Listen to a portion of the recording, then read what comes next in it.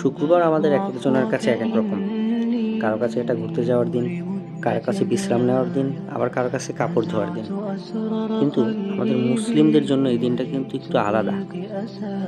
আমরা এই দিনের মাহাত্ম্য অনেকে জানি, আবার অনেকে জানলেও মানি না।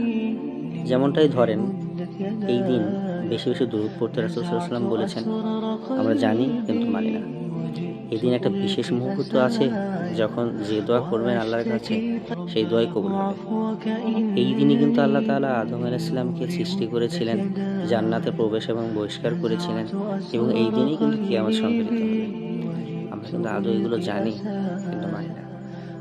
আসলে ওই দিনটার কি মূল্য যা কাজে লাগে না? এই দিনে সূরা কাহফ পাঠের ফজিলত আমরা কিন্তু সবাই জানি। আমরা জানি এই দিন আগে মসজিদে যাওয়ার গুরুত্ব, গোসল করার গুরুত্ব, সুগন্ধি ব্যবহার সুন্নাত, সব বিধান কিন্তু আমাদের জানা, কিন্তু আমরা ব্যবহার করি না। আমরা শুক্রবারকে অন্য আরেকটা দিনের মতো দুনিয়ার পিছনে ব্যয় করে দিই। অথচ এই দিনটাকে যদি আমরা আখিরাতের জন্য ব্যবহার করতে পারতাম, কতই না ভালো হতো।